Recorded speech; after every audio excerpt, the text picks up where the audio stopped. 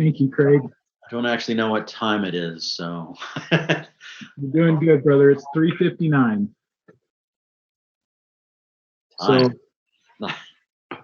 So welcome, good people. We still got some folks coming in, so maybe let's we'll get started here in about 30 seconds. I'll play one more. A little bit.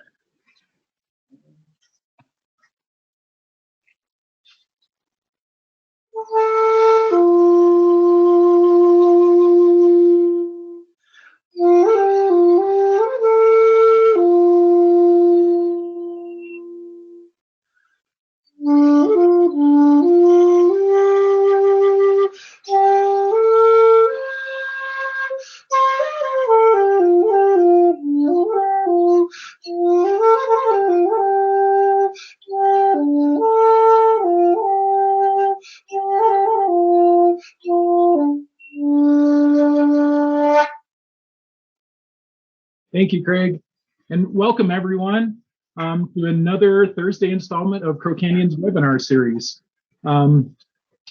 We like to start things off by saying thank you very much for attending. We can't do this without you, and we're really grateful for you tuning in and bringing us wonderful questions, and for your kind and generous donations and all your support over the years and over this year.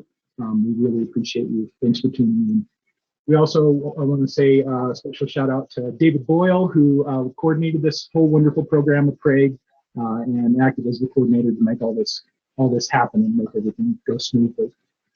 Speaking of smoothly, thanks also to Dylan Schwint. So if we have any technical issues, Dylan is there to make sure that they're taken care of before they become issues. So thanks for that, Dylan.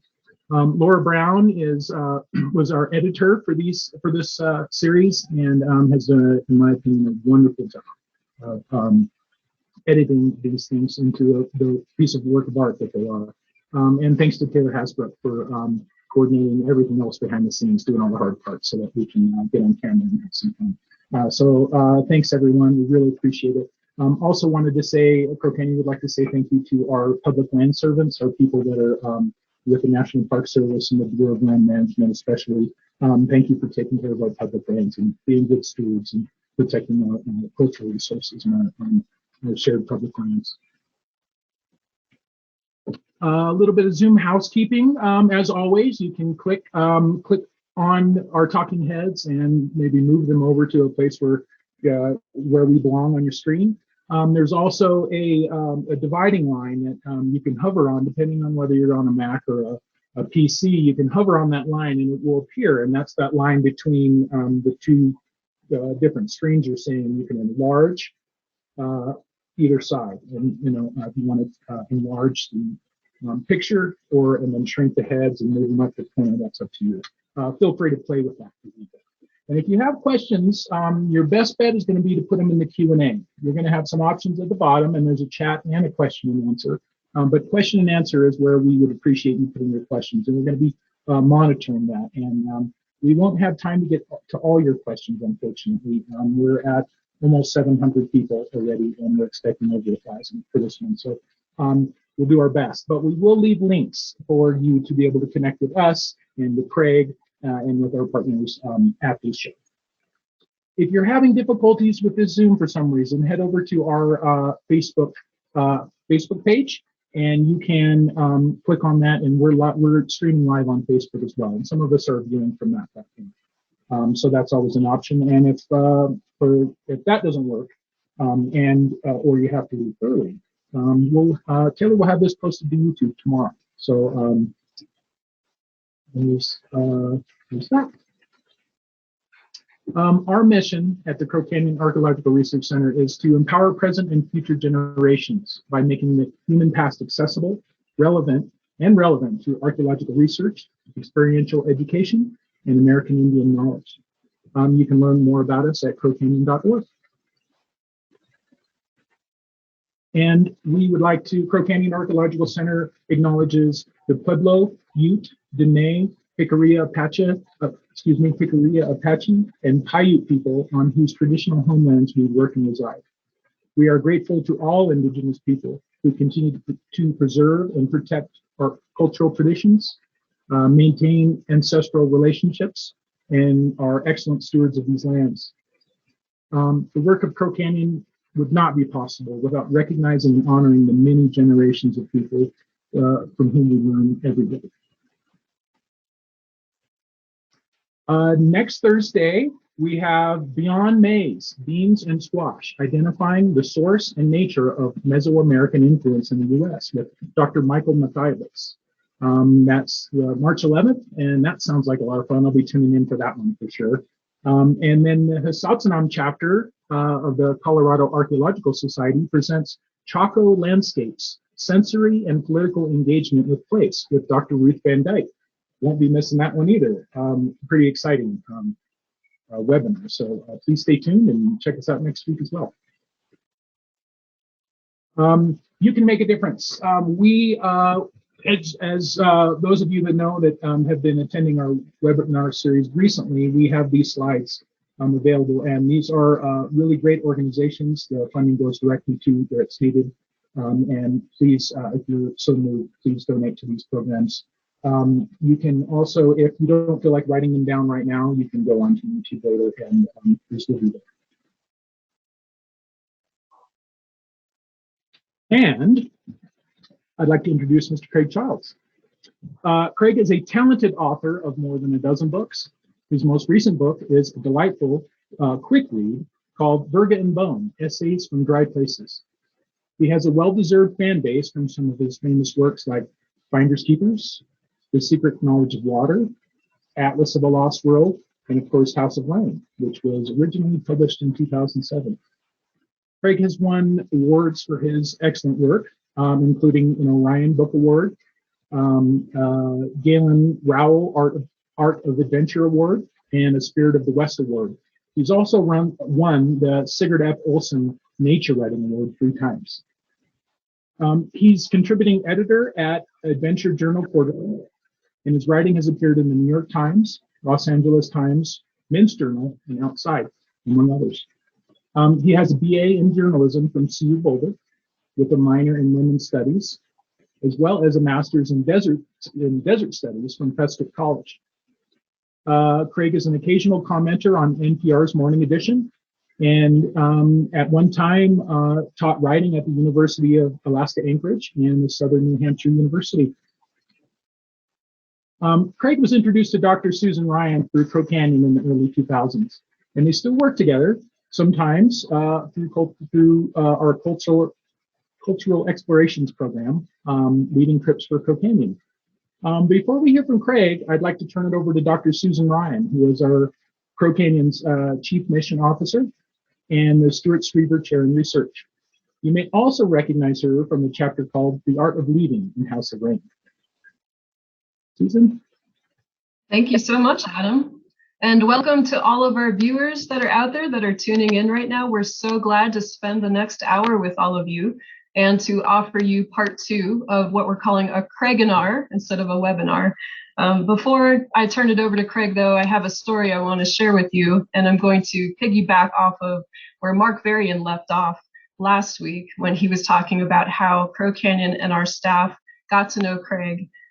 As Adam said, it was the early 2000s when I first met Craig. And it's a great story in my mind because it was a late winter, probably I would say February day, where I was doing data entry in the office. And Jonathan Till, who was our laboratory manager at the time, knocked on my door and he said, "There's somebody here that I think you're going to want to meet." And I was really intrigued. And so I was looking at Jonathan, but I didn't see anybody. And then he moved outside of my door frame of my office.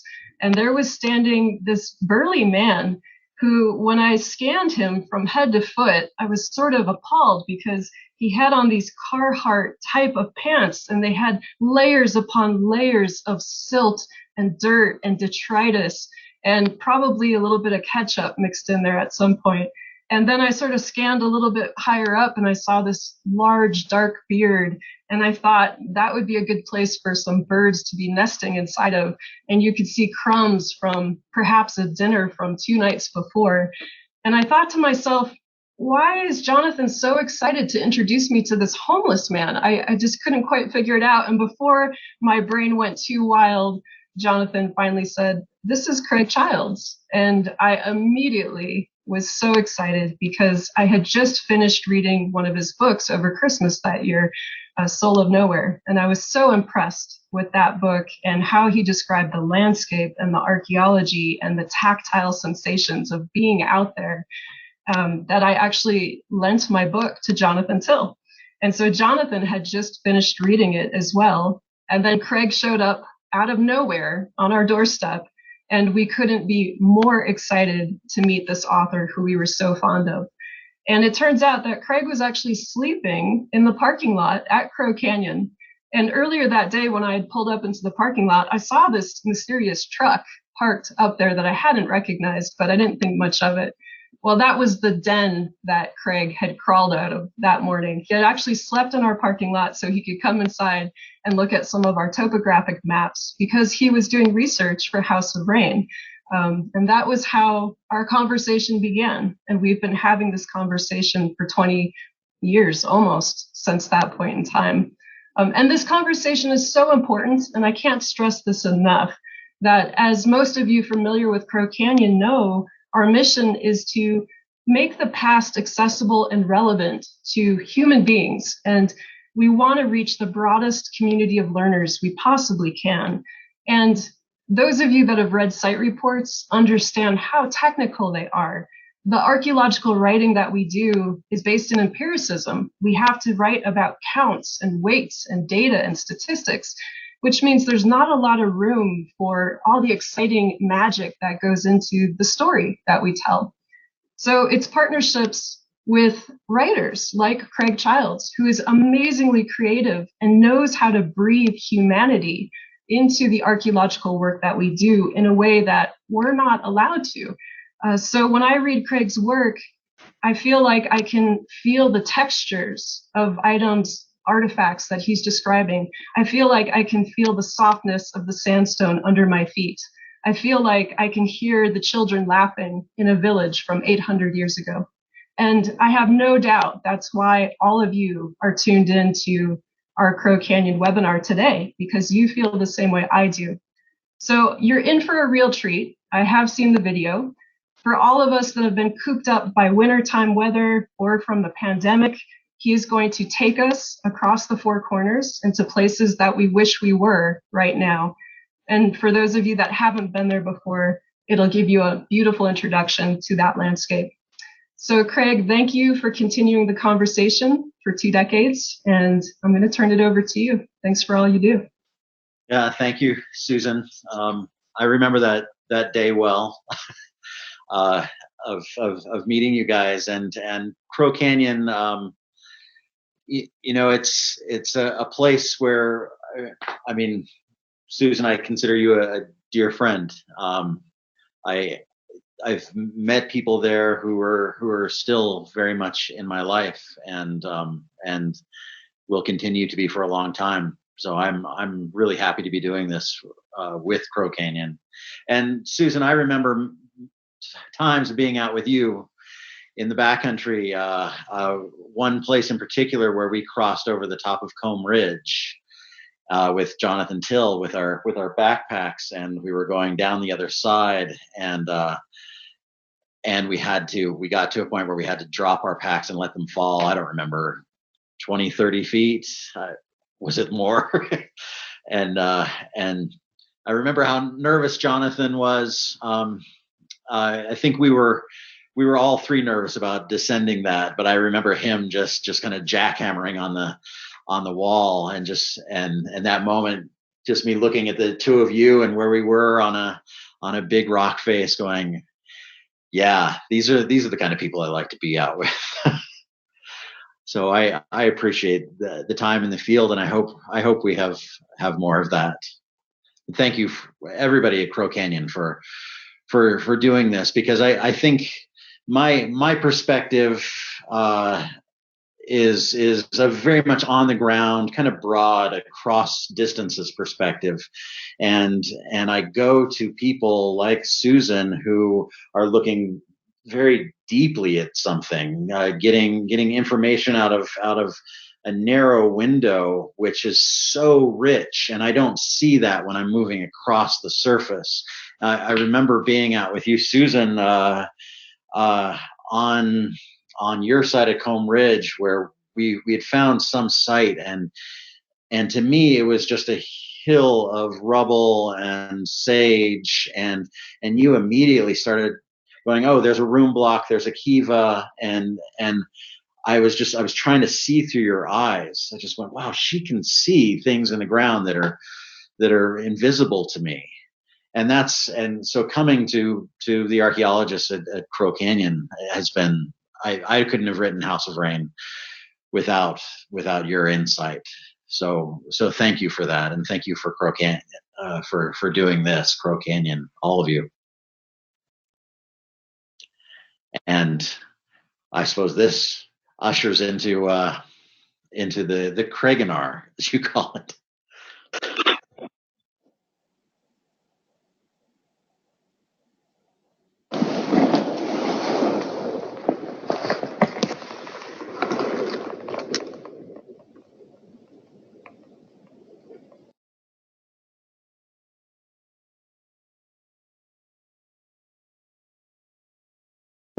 We all grew up with ancestry around us. For me, it was central Arizona, and I'd find potsherds out in the desert. The cactus-studded mountains were ringed with pictographs and petroglyphs. Or maybe you're from the lower Missouri or the Mississippi drainage, the continental interior, and you grew up with mounds in the forests and fields. Or Florida, hills of shell middens. Even if you didn't know they were there, they were there. A little alcove with a painting in it, corn cobs back inside of some protected place.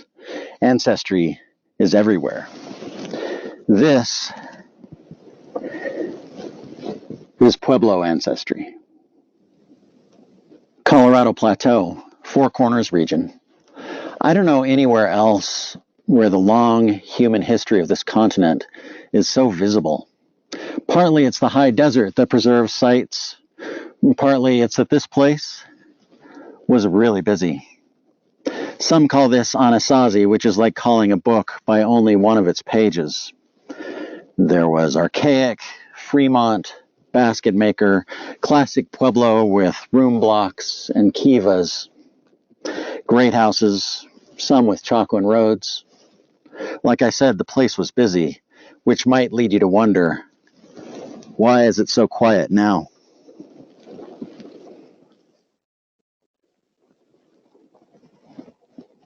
Quiet being a relative term. Out here, if you turn up your senses, you find that the land is quite loud with ancestry, with masonry structures tucked back into crevices, and on the ground, potsherds like seeds left behind. Welcome to the second episode of Return to House of Rain, which follows a book I wrote some years ago, looking at migration and life in this dry, wild country. If you haven't seen the first episode yet, no worries, there's time for that later. You'll want to stick around for this one.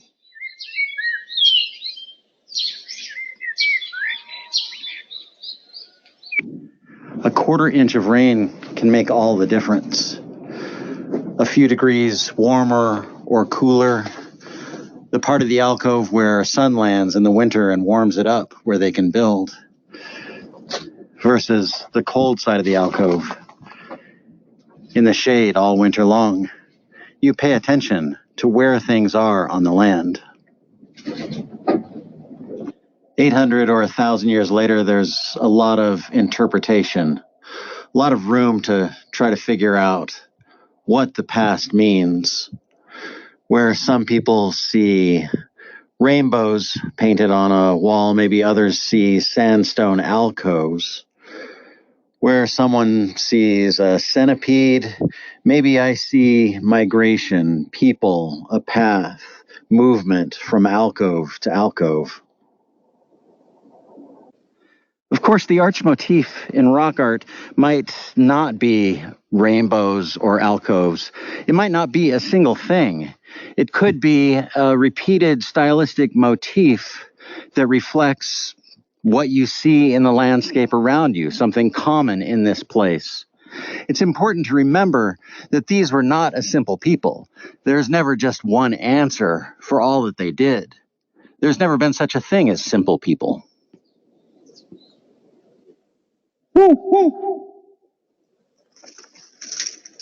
Back inside of this echoing alcove, there are some pictographs up here.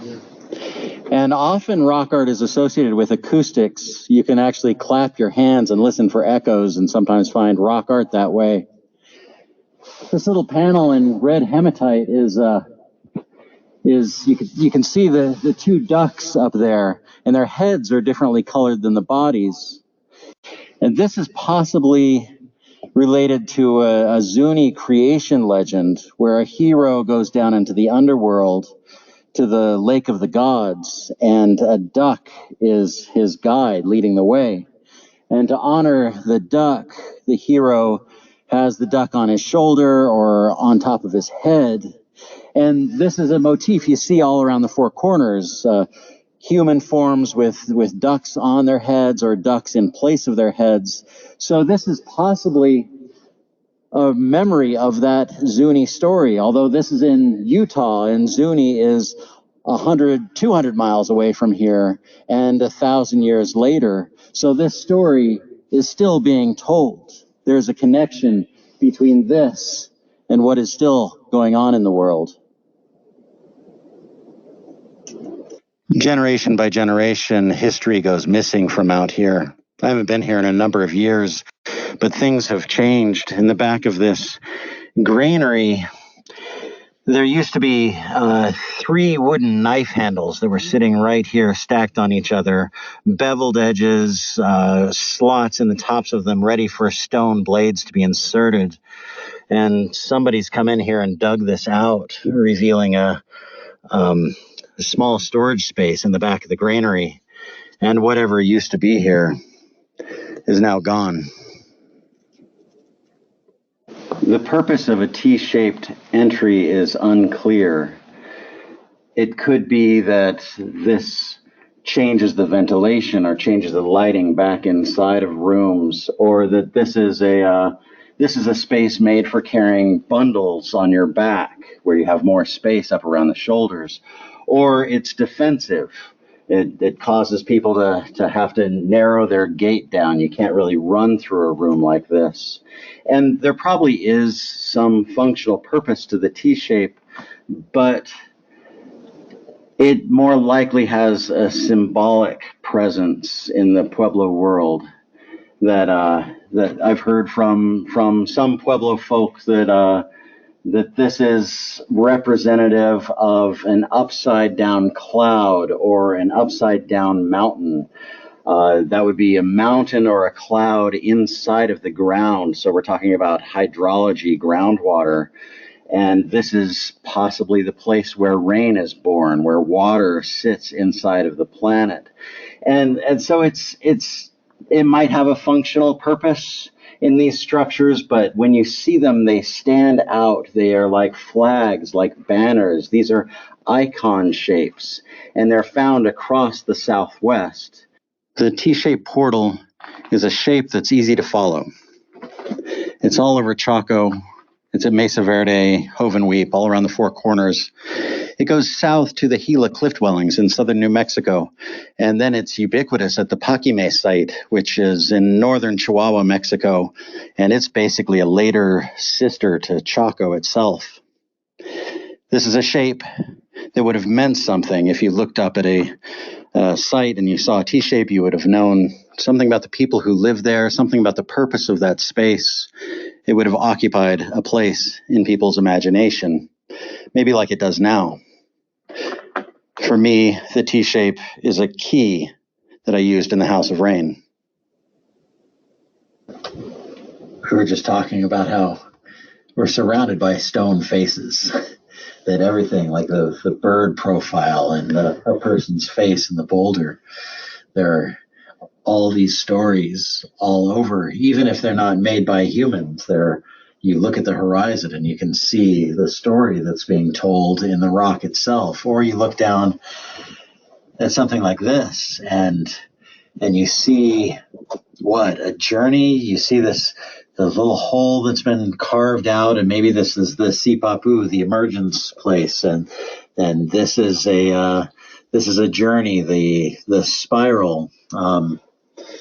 A lot of different meanings for that depending on who you talk to, but there it's right next to 2 sandal prints. And are the sandal prints about movement, about migration? Is this a migration story being told on the boulder? Mid-1200s, large sites were more hidden, more defensive. If not defensive, then at least exclusionary, built up on top of boulders or back inside of canyons, as if keeping people out, or at least giving you pause as you were coming by. This tower site is near the foot of Sleeping Ute Mountain in southwest Colorado, not far west from Mesa Verde. And at that time, Mesa Verde was seeing a lot of big construction in its cliff dwellings. People were moving back into shelter, into alcoves, places that could be defended. At this time, there was something big going on.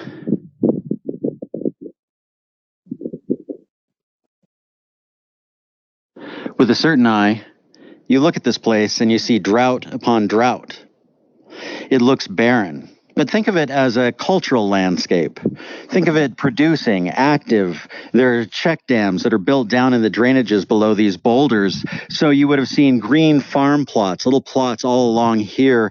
And out in this open between the mesas, there were occupations, small households. There would have been people all over. You would have heard dogs barking, children crying. You would have heard life happening, the tink, tink, tink of stone on stone, where people were making tools and weapons. So what they were protecting was this place and their future.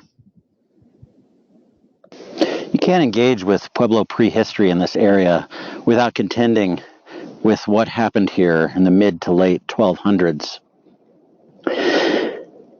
The Four Corners had reached a population peak, more people living here than had ever lived here before. Hard to tell the exact numbers, but far more than live here now. And that was from a couple hundred years of excellent growing and just good seasons, good water.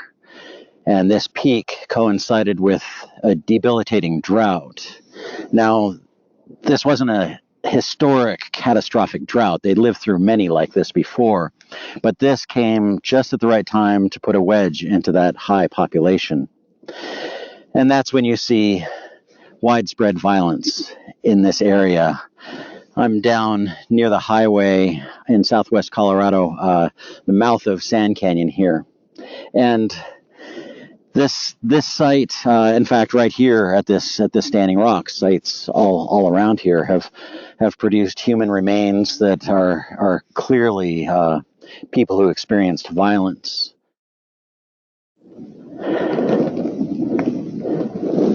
No matter how long ago it was, these were people. These were humans. These people were us. By us, I mean human. I mean people who put their backs into the work, grinding holes into stone. Not just people who fought and died, but people who lived in these places. You may not be related to them by blood, or these may be your direct ancestors, Hisatsunam, people whose languages and customs continue. What they are, what they were, is human.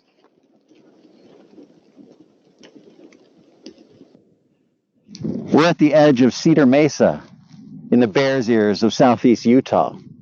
The canyons that run through this mesa are rich with cliff dwellings, and core samples taken from tree rings out of the architecture show a couple decades of feverish construction and then Nothing. After that came the fabled disappearance of the Anasazi, the vanishing of the ancestral Puebloans. Except that's not what happened. What happened here is a story of migration and movement. From up on the edge of this mesa, you can see where they went. You can see that this was a human story. They didn't vanish. They left. They went south. Lines of trade and migration were already well established through here, and they would have acted as exit routes for people leaving the social disarray and dwindling resources of the Four Corners. Some headed New Mexico way over there toward Acoma, Zuni, the Rio Grande Pueblos, still very much alive today.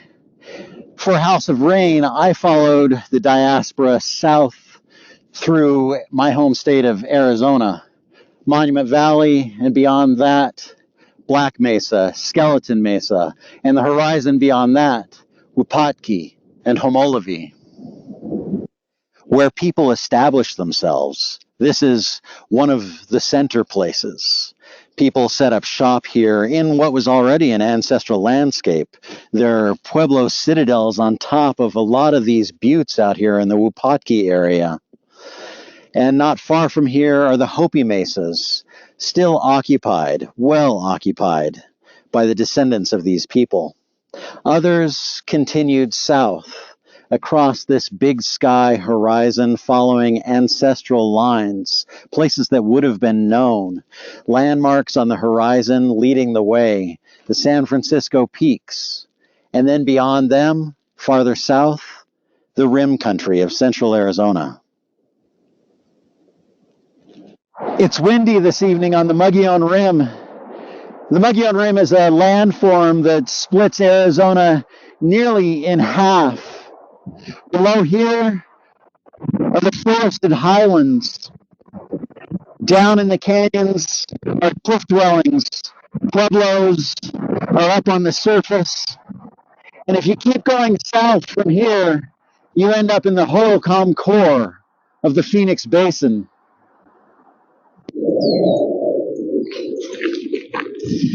The Hohokam core is where I'm originally from. We'd go up to the Mogollon Rim on the weekends to get out of the heat. But this is civilization. In Hohokam days, this area was based on a hydraulic network. Water from the Salt River and the Gila River were channeled down through the Phoenix Basin using canals and ditches. And modern Phoenix is based on the same plan, where engineers from the Salt River Project found wherever they were putting down canals, they were right inside of Hohokam canals, finding artifacts and signs from 1,000 years ago till 3,000 years ago. So the city that's here now is based on the city that was here then.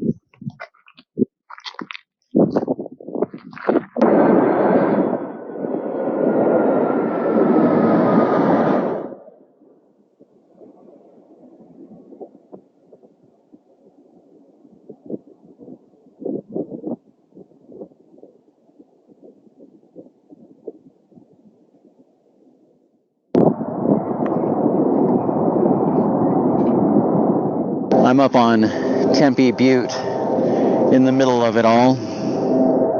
I come up here at sunset, at sunrise. I think it's important to look at these places at different times to get different vantages on them. I was born in Tempe, and underneath me are layers of thousands of years. People born here, people died here. Right down here, this used to be a parking lot, and I was here as it was being excavated for a new transportation center, and archaeologists were pulling up burials and burial goods, offerings, and an apartment complex was being worked on not far over that way. I held in my hands a ceramic cremation urn from 900 years ago. The outside still marked with the roots that had grown around it in the ground. In the late 1200s, population here boomed. Already a large population, maybe it went above carrying capacity, and part of that was probably people moving down from the Four Corners areas that was being vacated. And you see that movement continuing south of Phoenix. In southeast Arizona, there is a pueblo that looks as if it was lifted off of the Colorado Plateau up in the Kayenta region of northern Arizona and planted down there with northern ceramics, northern strains of corn. It wasn't occupied long before the site was burned. All the corn inside of it burned, human bodies inside. I'm sure a complicated story. The most visible sign for me of people moving south is the T-shape. Down in the ancient city of Paquimé in northern Arizona, in the early 1300s, you see T-shapes appearing all over. This site is awash in them, not just T-shaped entries, but actual T-shaped stones that look like some kind of offering site. And then farther south in the Sierra Madre, I wrote in House of Rain about coming into cliff dwellings, just awash in T-shapes, and a little niche in a wall of one of these cliff dwellings that is T-shaped, just big enough that you could put a candle inside of it. Signs of people moving from the north to the south.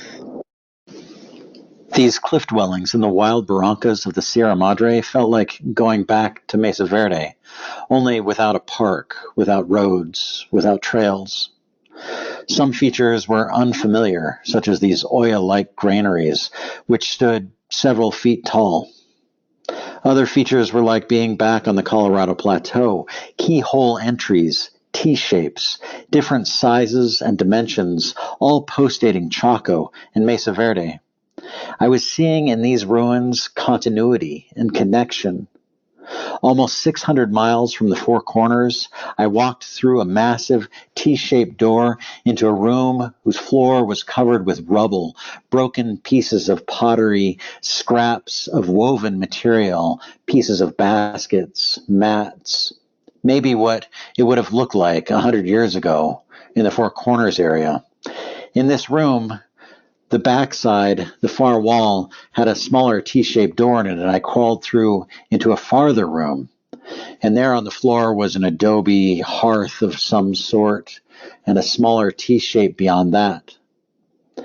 I crawled through there into the farthest room in the cliff dwelling, where architecture gave way to rock, and the ground was this bone-dry powder dust.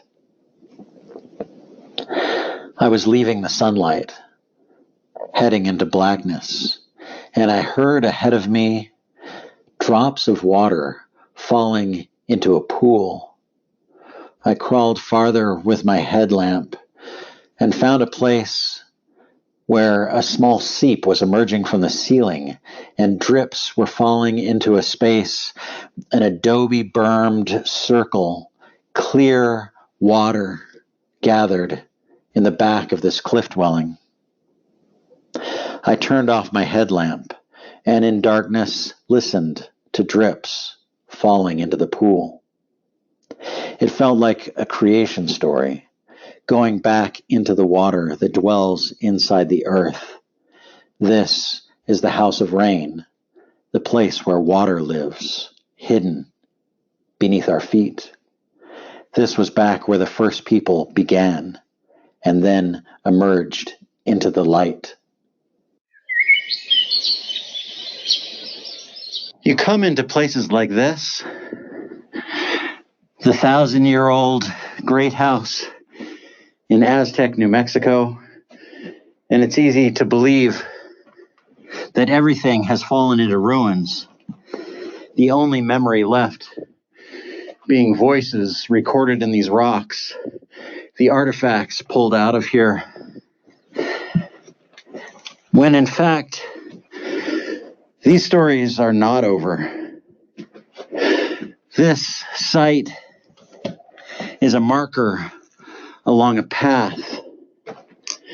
These are breadcrumbs showing where people went and where people came from and where they're still going.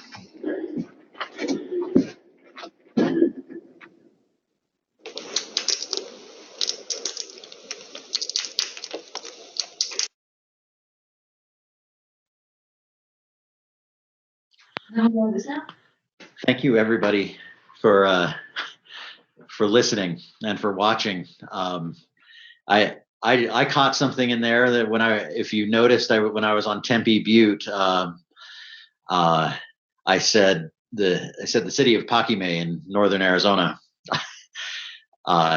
northern Mexico. That would be. A lot of this was improvised, in moments that I was in places that seemed relevant to putting together this story of migration across the landscape. It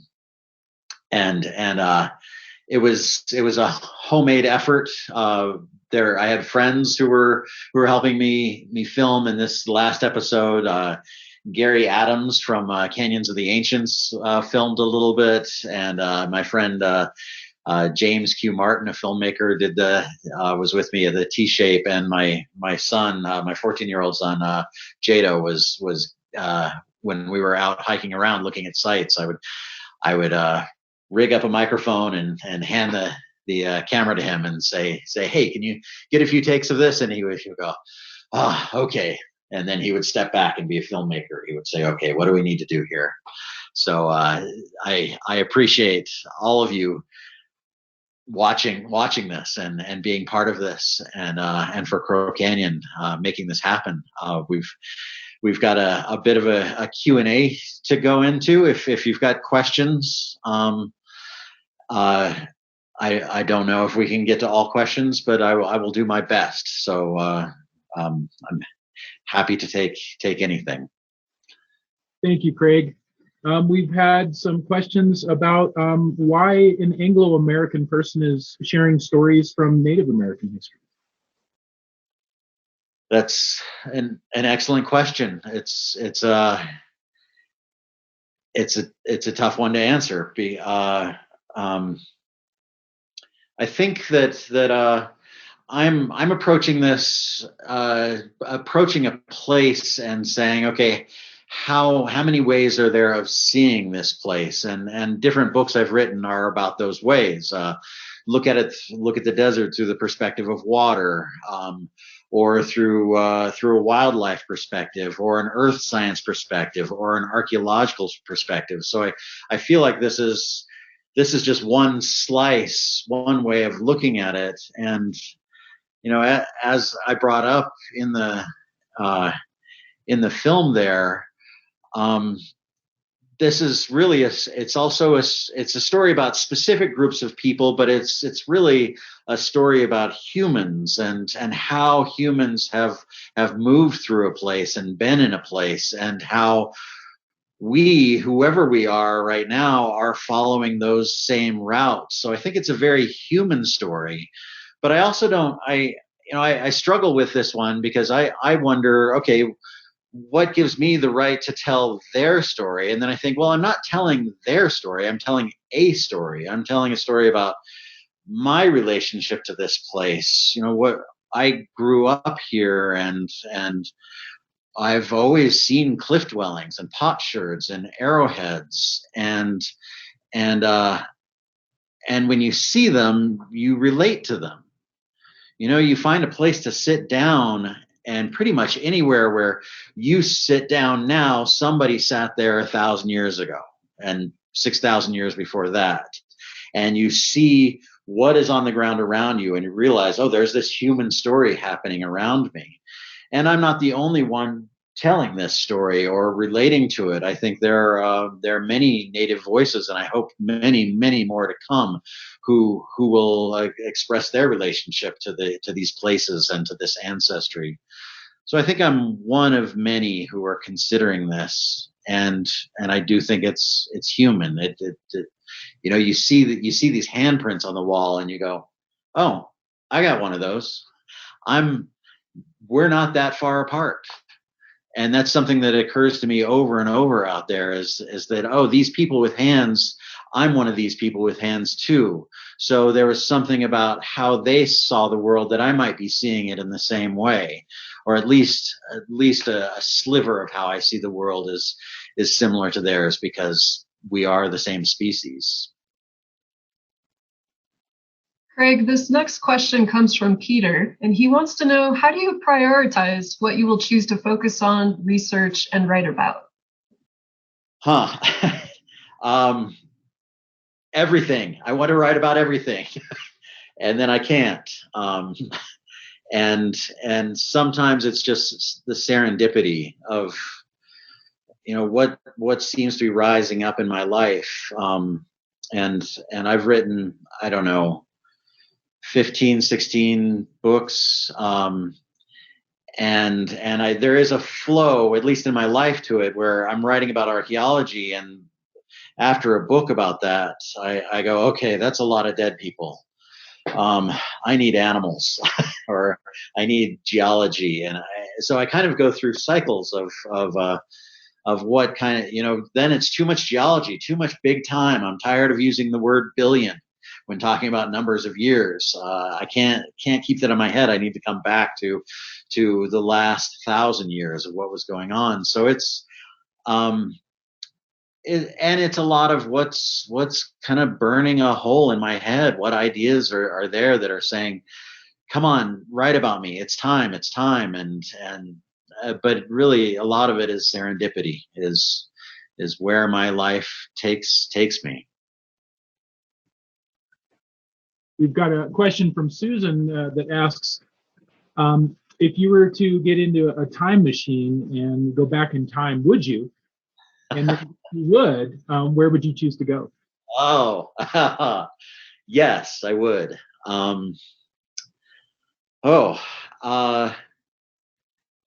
Well, I think I would like to go back to about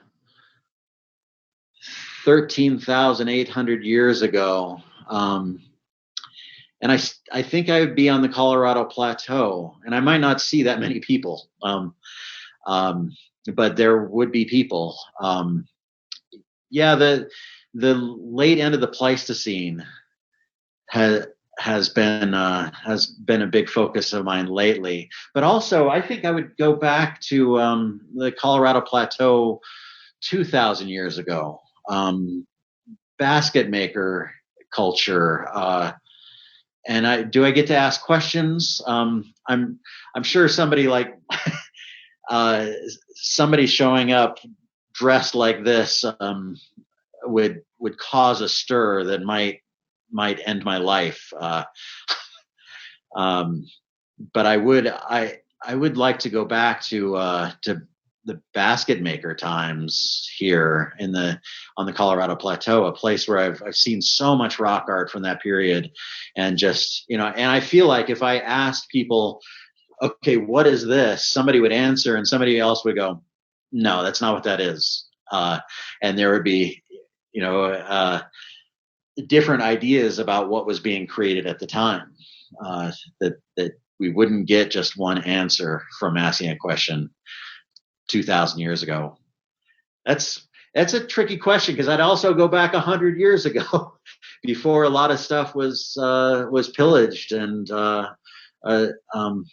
there's a lot of history that I'd be interested in going back to, and I feel like I'm a time traveler in a way, that I'm going back and trying to piece these elements together and go, okay, this is what it was like, more or less. All right, we have a series of questions that are curious. What is the most surprising thing you learned while writing House of Rain? The most surprising thing that I've learned writing House of Rain. You know, it was really the line of sight aspects of sites on the Colorado Plateau, and how much they're tied visually together.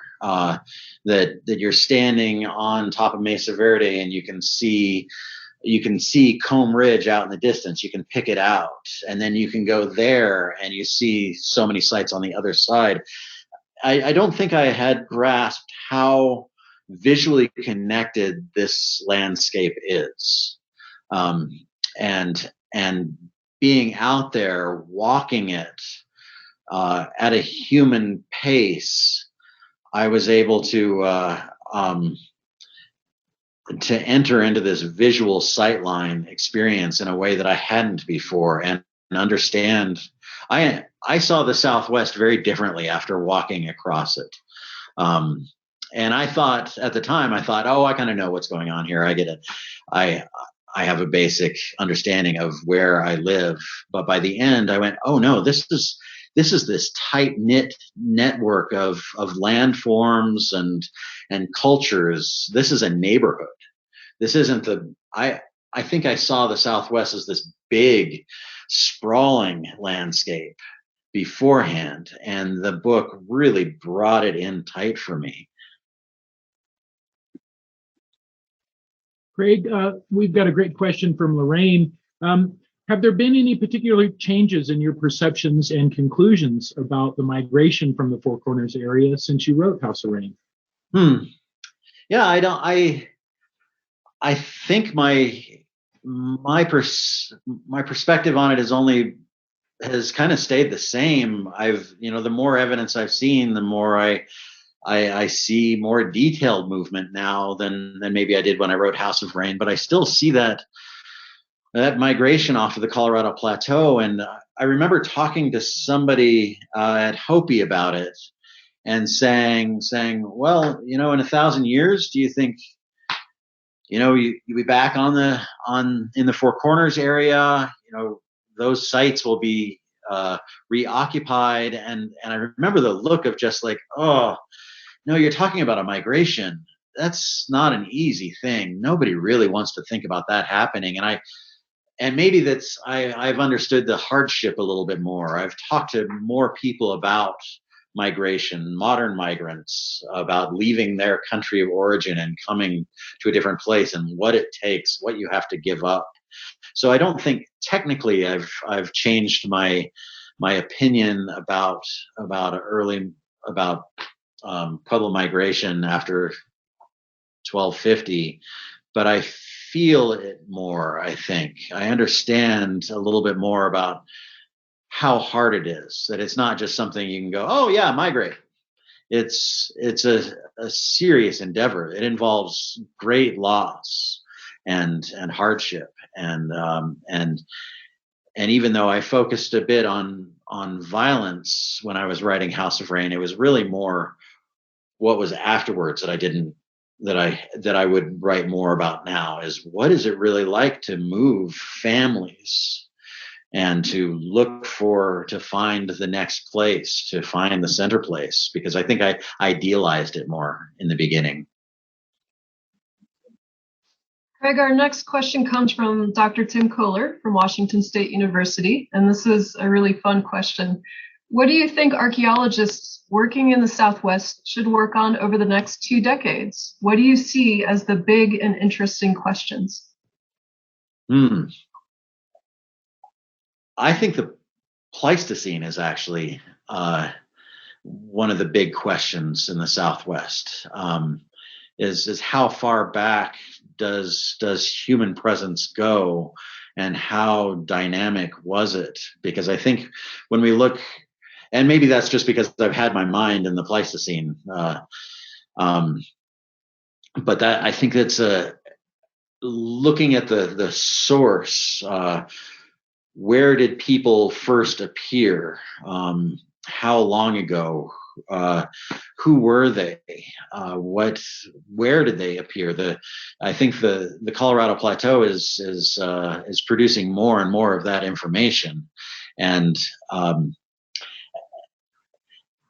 it's a good question because and I think I'm biased toward the Pleistocene these days. because I want to go back to the start of a creation story and say, okay, where did this happen? When did people come out of the earth? There are these stories about emergence. Well, let's go back to the source of those stories of emergence. When was that?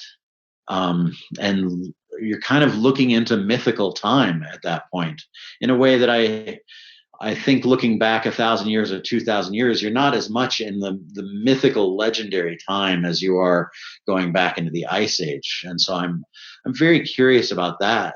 And I think the movement of people and the interaction with people. I mean, there's so much research on that right now, but I'd have to sit down with that question for much longer to answer it. Thank you, Craig. Yeah. As Rena or Renia, excuse me if I'm pronouncing your name incorrectly, as a tribal historic preservation officer and enrolled tribal member, I want to thank you for describing what you see when out in the field and integrating the importance of preservation into your work. In what other ways can people learn about the importance of preservation? Other than being there. I mean, being there is so important because I think there is this visceral, tactile experience you have when you're in the place and you understand how much is lost. I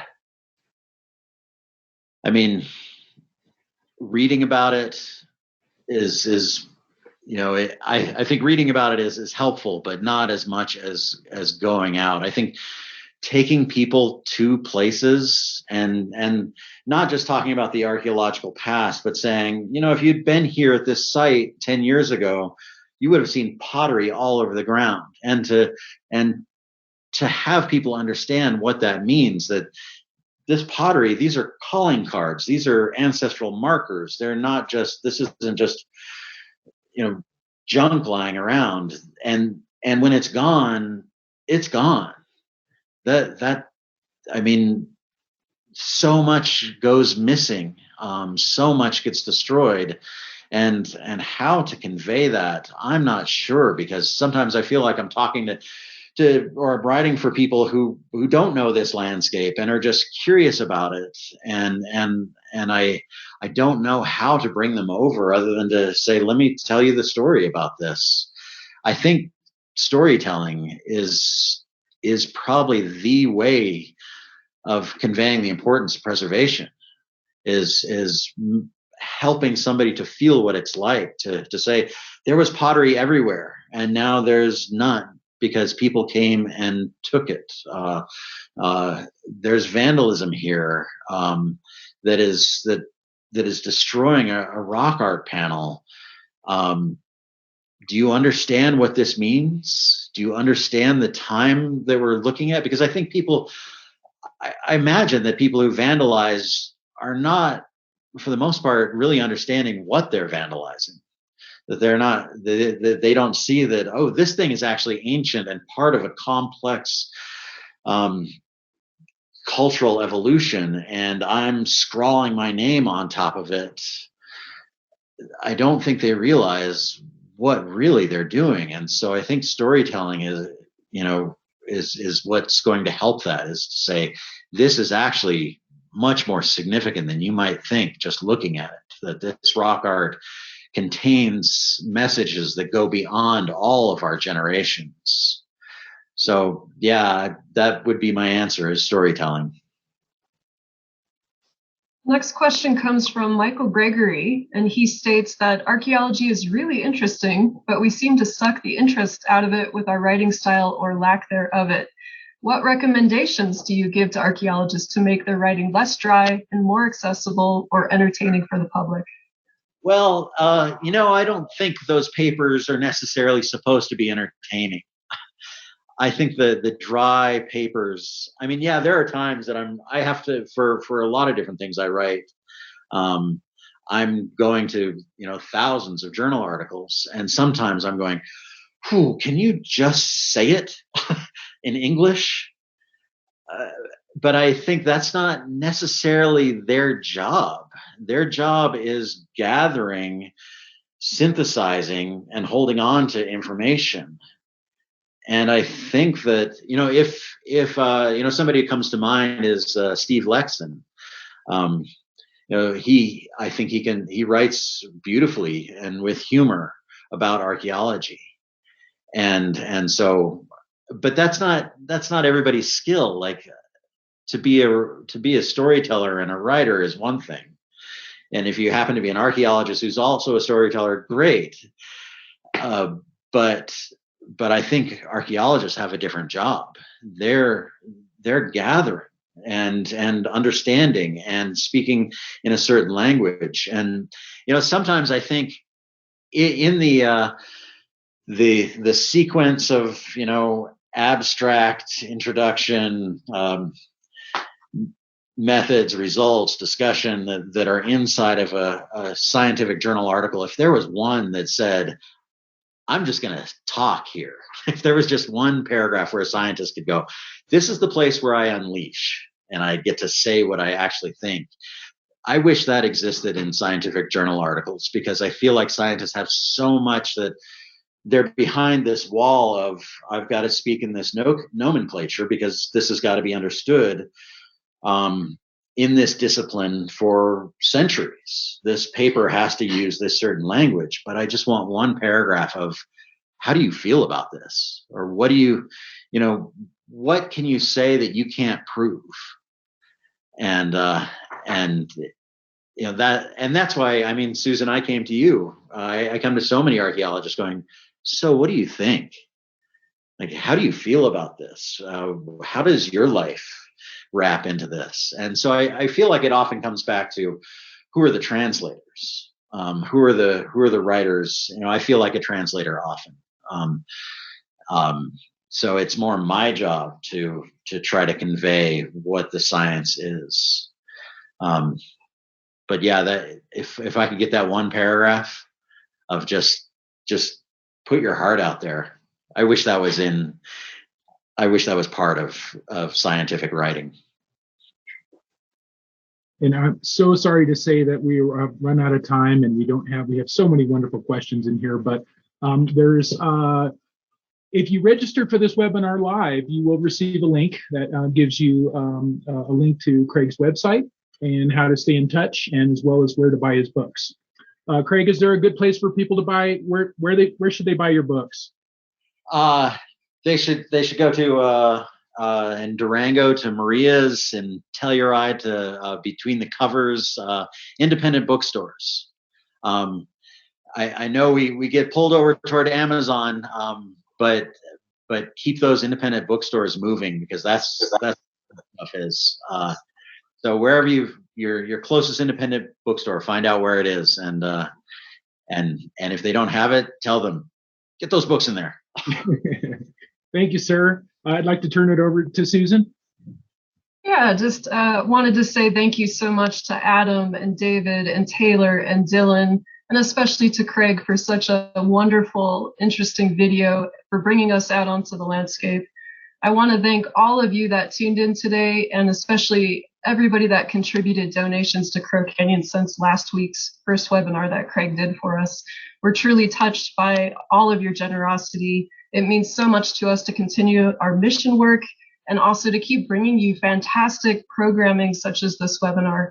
So truly heartfelt thanks to all of you out there who are donators and interested in continuing work like this. So Craig, we'll give you the last word, but thank you for this time. It's so good to see you, and we wish you the best of journeys on the landscape going forward. Thank you. And I'm heading off into the desert tomorrow for the next 5 days. So I'll be back out in it. And thank you all for coming and watching. I'm going to keep doing this. I'm going to keep recording, keep filling journals. I'm going to keep this story moving. So thank you so much for being part of this story. Bye, everybody.